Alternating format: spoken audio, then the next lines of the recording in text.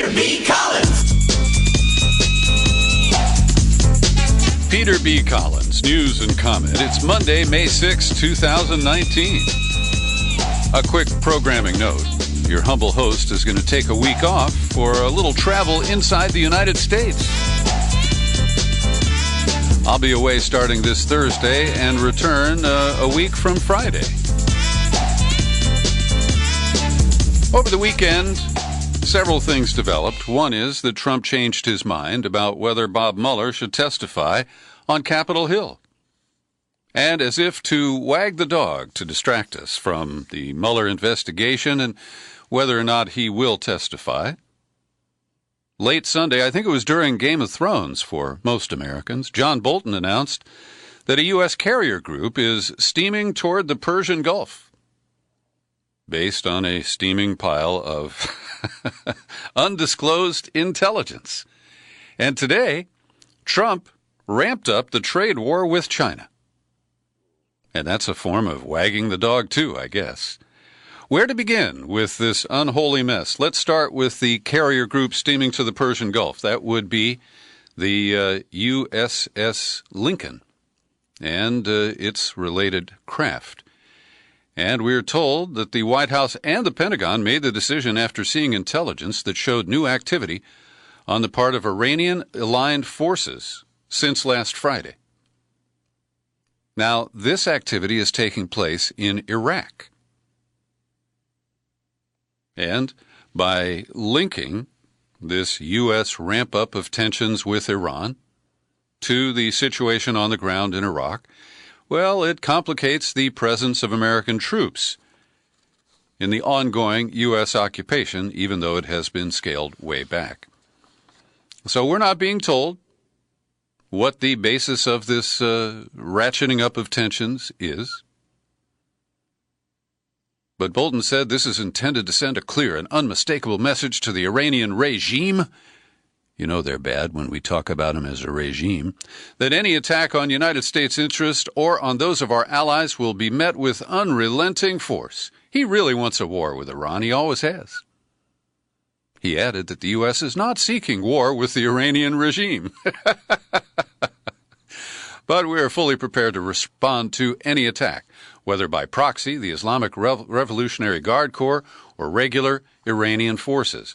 Now, this is on the heels of Iran signing a new bill that declared all American troops in the Middle East are terrorists, labeled the United States government a state sponsor of terrorism. And that, of course, is tit for tat because the U.S., in a novel move, imposed economic sanctions and travel restrictions on members of the Revolutionary Guards of Iran. That would be the equivalent of declaring that the U.S. Marine Corps is a terrorist group and subject to sanctions by a foreign nation. And Vali Nasser, dean of the Johns Hopkins School, who is typically pretty supportive of U.S. government action, noted that the Trump administration has yet to put forward any clear evidence to support claims that Iran is planning a new attack on American forces in Iraq. And I have a quote highlighted here coming from Marco Rubio. He is a hawkish guy who loves to threaten and posture.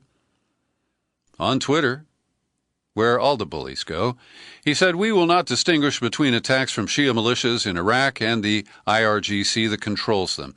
Any attack by these groups against U.S. forces will be considered an attack by Iran and responded to accordingly."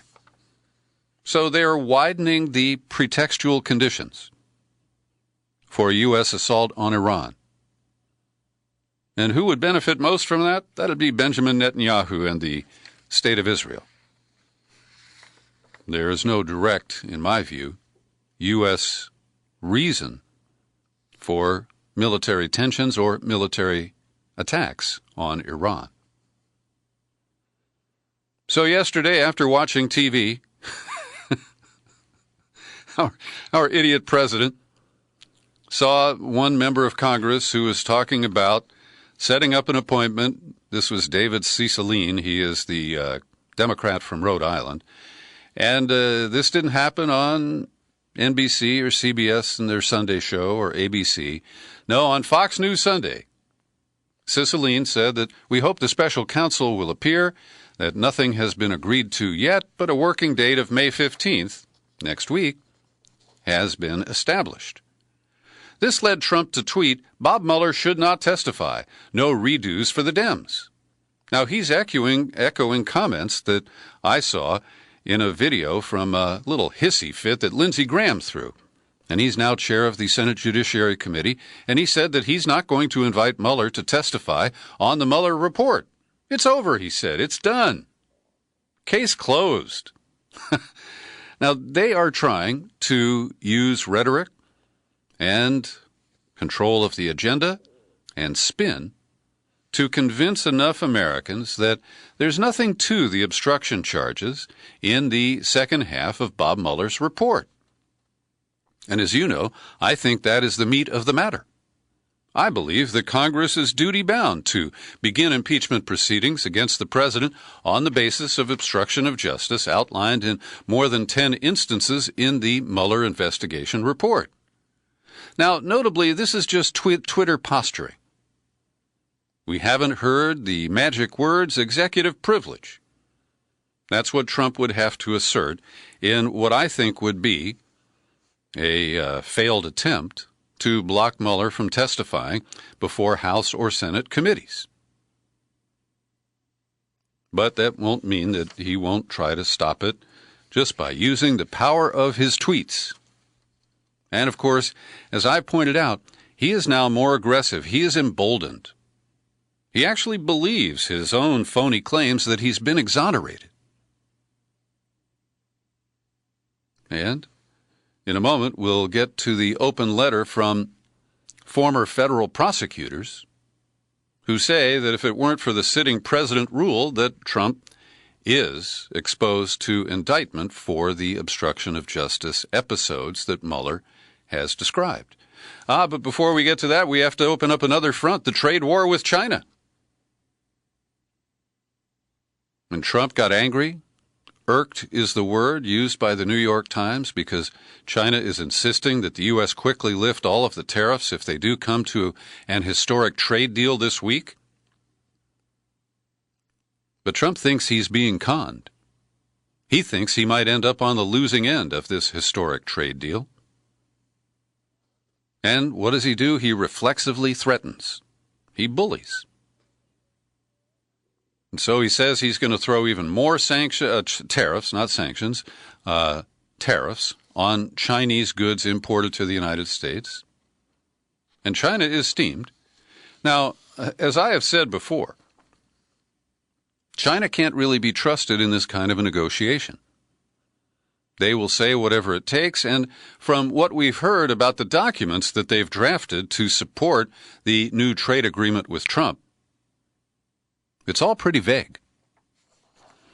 And I have had quibbles with Trump from the get-go. As you know, I'm not opposed to tariffs. I'm not opposed to, trade rules to try to protect jobs and industries in the United States.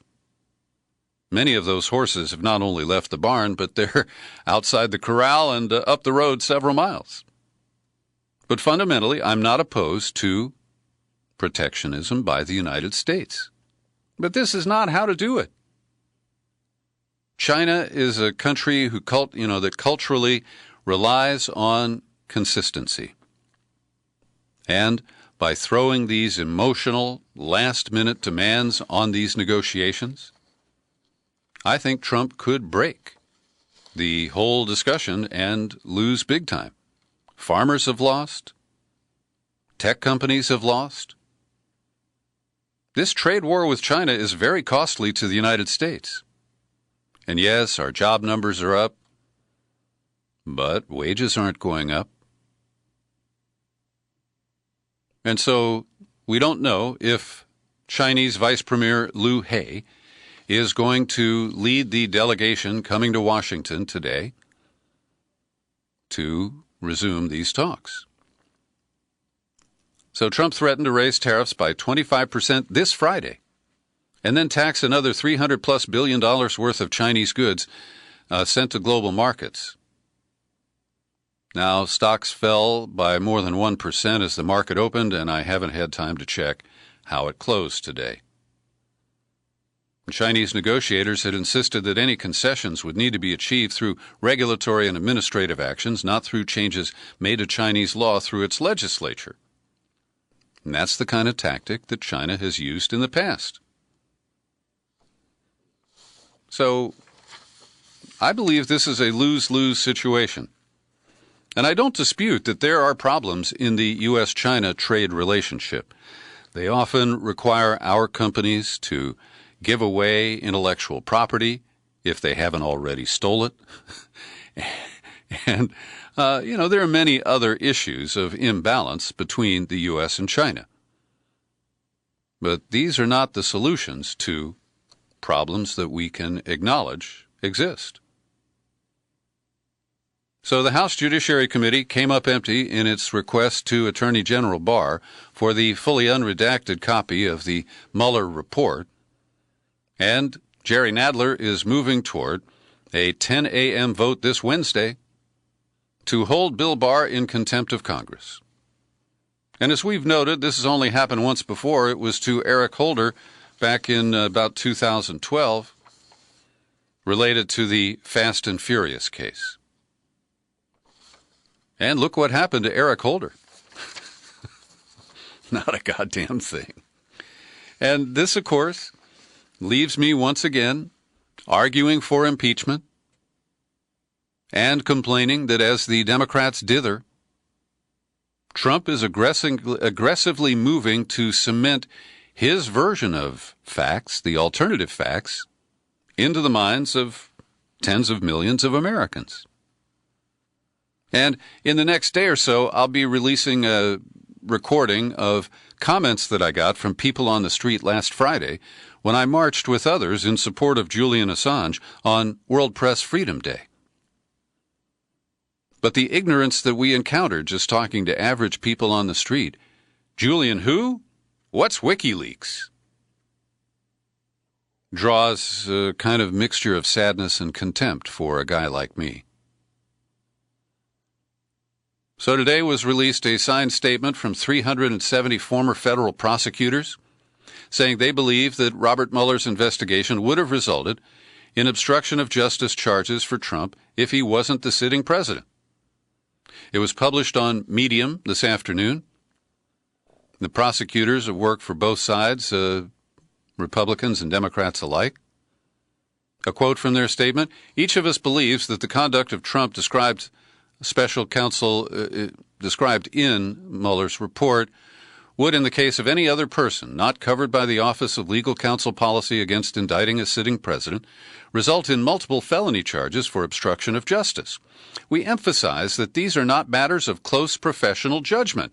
Of course, there are potential defenses or arguments that could be raised in response. But to look at these facts and say that a prosecutor could not probably sustain a conviction for obstruction of justice, the standards set out in the principles of federal prosecution, runs counter to logic and to our experience." And on the opinion pages of the New York Times today, Jimmy Reston is trotted out. I think he must be 90. He was writing op-eds for the Times back during the Watergate era. And he adds some interesting historical data here. July 30th, 1974, 9 days before Nixon resigned, the House Judiciary Committee added a third article to its impeachment charges against the president. The first two had dealt with obstruction of justice and abuse of power. Article 3 charged that Nixon had failed to comply with 8 congressional subpoenas related to the Watergate investigation. Obstruction of Congress. And Trump is practicing that right now. As we said, he hasn't formally said that he'll try to block Mueller from testifying, but he doesn't want his former White House counsel, Don McGahn, to testify, and he seems to be prepared to assert executive privilege, and it appears to me to be too late for that in the case of McGahn. And this also summons my memories of the Nixon limited hangout response to Watergate. And Reston addresses that, how Nixon went before the public and he was asked to turn over all of the Oval Office recordings that he had secretly made And instead, he handed over 33 transcripts of edited conversations that had not been subpoenaed by the committee. And he said, "This is the whole story." And that, of course, was the origin of the concept of limited hangout. And so that's what we're up against today. And I question, is Trump daring the Democrats to impeach him? And are Democrats so afraid, so allergic to exercise this constitutional power, which I freely admit may not lead to his removal from office because of the deadly loyal Republicans in the Senate? But I don't believe that outcome is a foregone conclusion. I think it needs to be tested. And I argue that even if it costs the Democrats the election in 2020, I think they are duty-bound to proceed with the impeachment route. They are mandated reporters to crimes that have occurred in plain view. Every day I pause for a second to thank the people who support my work here at the Peter B. Collins Podcast with your subscriptions. People like Susan Hornby Gavet. I often don't mention your middle name, Susan. It just popped out there. Evelyn Tyler just renewed her annual subscription. Carl Howard in Columbus and Jim Garrison here in California. They kick in a small amount of money each month, and you can do it too. All you have to do is drop by peterbcollins.com. You click on menu, then you pull down on Become a Subscriber. You land on the sign-up page, and it's easy. And I'd love to send you a bonus gift if you take out a new $50 annual subscription and give me a mailing address in the continental U.S. Your bonus book is a choice of Dr. Justin Frank's Trump on the Couch or the book 2100, a dystopian utopia with blueprints for climate change adaptation. And at the end of the podcast today, we have good news and bad news about climate change. Over the weekend, there were pretty significant exchanges between Palestinians in Gaza and Israeli military forces. Now, all this started on Friday with another of the protest marches, and Israeli snipers mowed down 4 Palestinians. On Saturday, the groups Islamic Jihad and allegedly Hamas fired some 600 projectiles on Saturday and Sunday into southern Israel. Now, we're told a couple of hundred of these were rockets, and the rest, I believe, was mortar fire. And while in the past, many of these barrages from Gaza have really been ineffective, they fall in a field and nothing happens. Well, there were deaths reported on both sides. 9 militants and as many Palestinian civilians, including two children, were killed by Israeli forces on Sunday alone. And let me get the count here. A total of 22 Palestinians were killed and 4 Israeli civilians died. And that's the unusual part.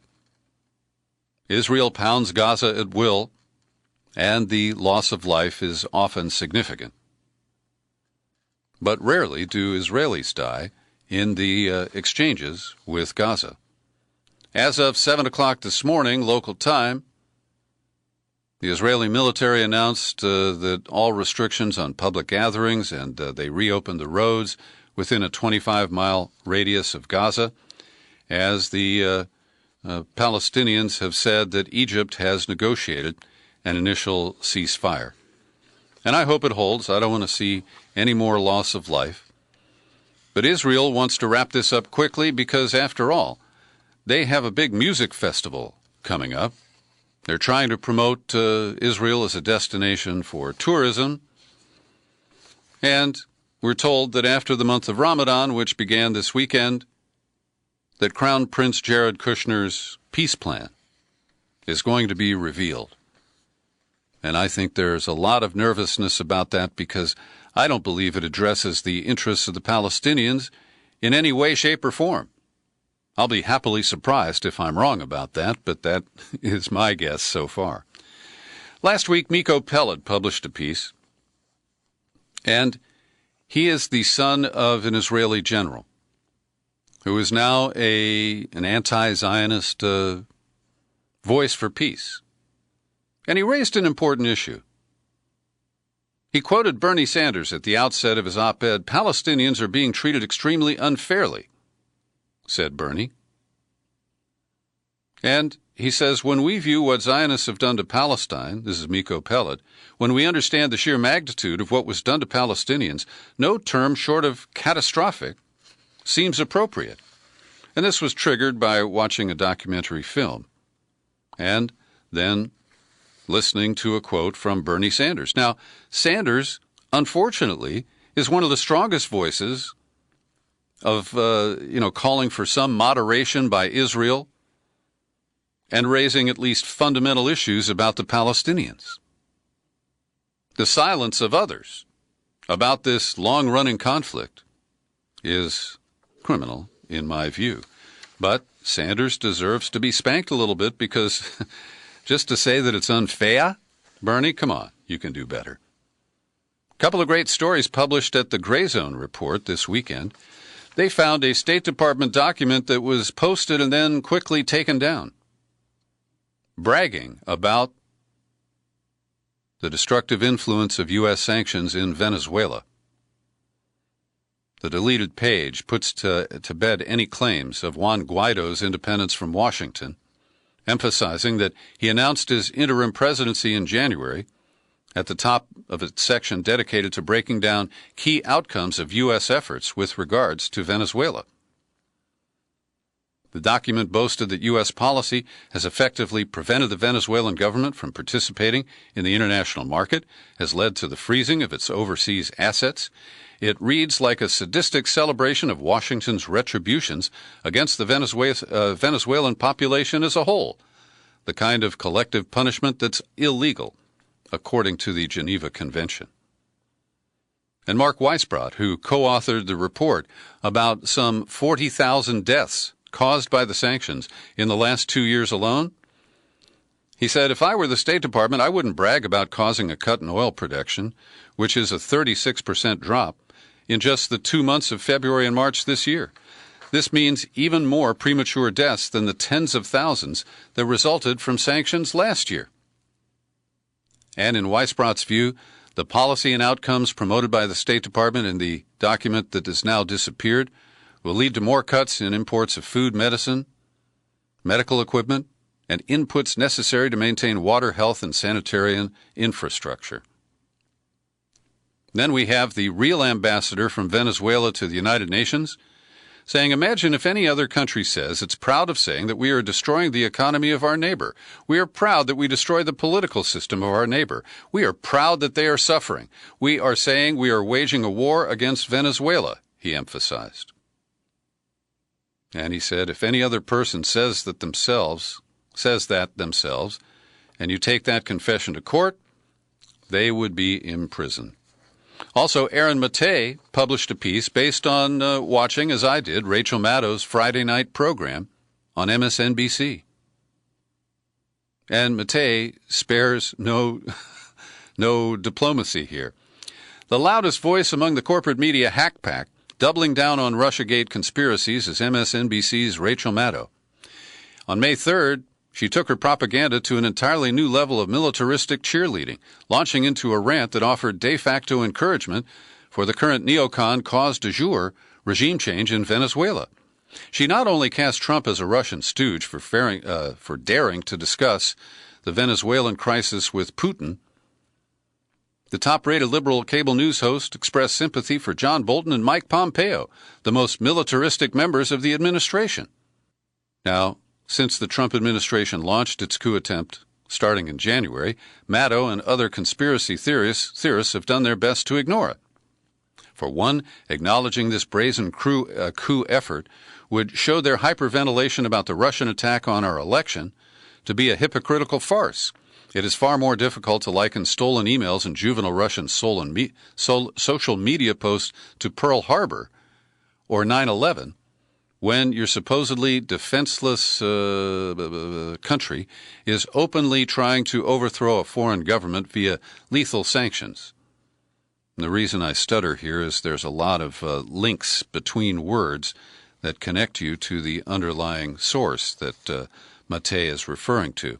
He goes on to say, Maddow has been a leading purveyor of now debunked Trump-Russia conspiracy theories, falsehoods, and innuendo. Looking back, I should have mentioned that Maddow's also been a vocal promoter of unhinged propaganda that encourages perilous tensions with Russia and cultivates pro-war opinion among her base of extremely suggestible liberal viewers. And the rant here was that in trying to make fun of Trump for talking to Putin, she then offered empathy for Bolton and Pompeo because their comments last week were basically undermined by statements that Trump made after talking to Putin. Another piece about Venezuela I want to recommend. It's a mid to long read. It's by Whitney Webb at Mint Press News. But she points out that it's not only American-based multinational oil companies that would benefit from regime change in Venezuela. Also, the investors in Monsanto, now owned by Bayer AG, a German company, could benefit because Hugo Chavez booted Monsanto's Roundup and its genetically modified seeds out of Venezuela back in 2004, and then Maduro signed the People's Seed Law in 2015. And one of the people who would benefit from this, according to the article, is the American Enterprise Institute, and one of its, in fact, its single biggest donor, the vulture capitalist and billionaire Paul Singer.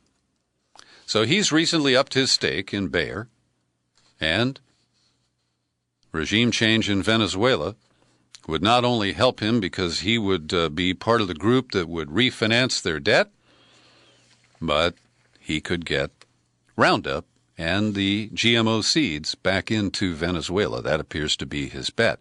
Now, it also appears that he and other vulture capitalists are losing their bet, or at least part of it, on fleecing Puerto Rico.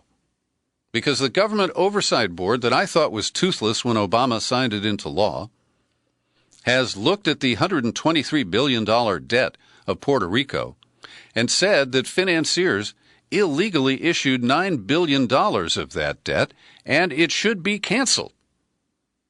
Fundamentally, there is a law in Puerto Rico that set a ceiling on how much debt they could take on, and that was exceeded with the love and humanitarian outreach of the vulture billionaires in New York.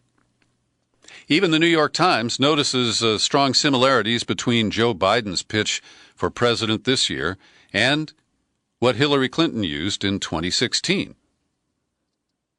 They note that Biden's first fundraiser, hosted by a Philadelphia area donor who did the same for Hillary 4 years ago. Early policies embraced by Democrats, including Clinton, for years. A decades-long record in Washington, Hillary had a similar lengthy resume. And a tortured, drawn-out apology is the first controversy of the campaign? Groping people and her email account, that's how they compare it.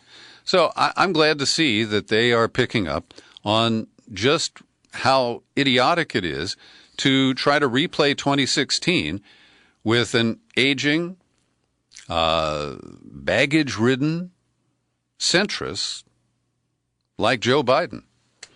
And I was a little bummed out over the weekend. I'm on the Biden email list. They hit me 4 times a day.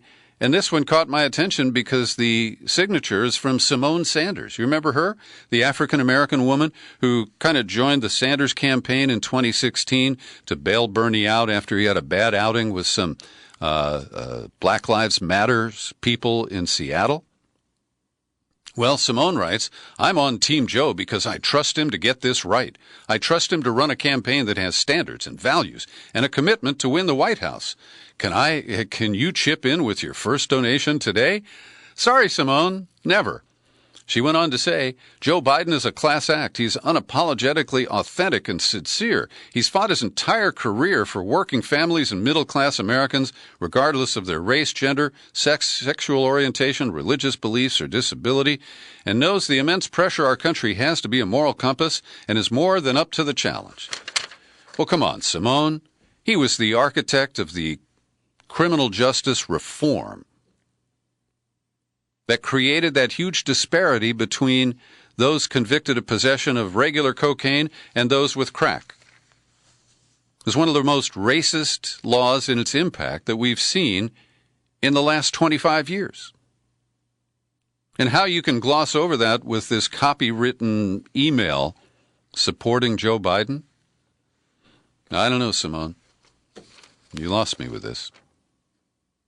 Last fall, Florida voters approved by a 65% margin Amendment 4 to restore the voting rights of ex-felons in Florida.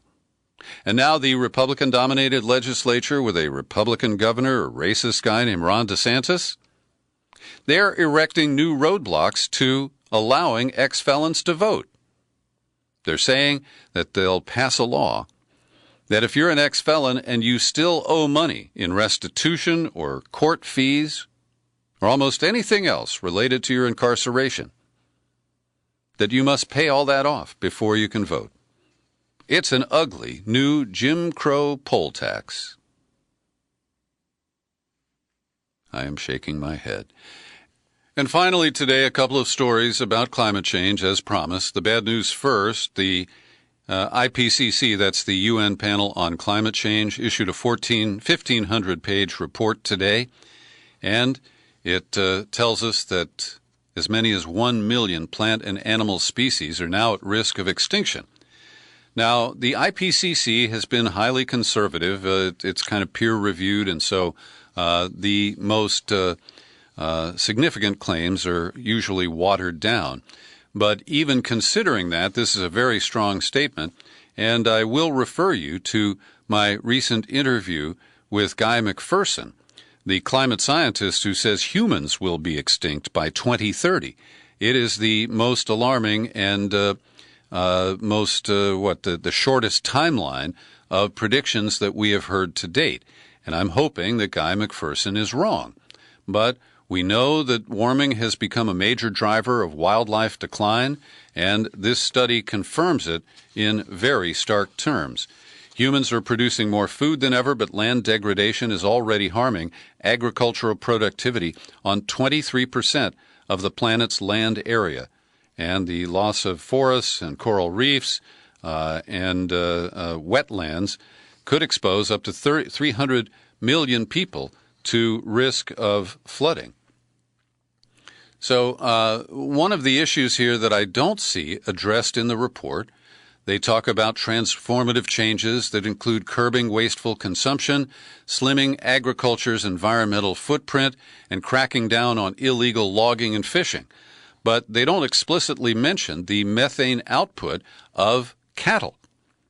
And this is a significant issue. I confess I remain a carnivore.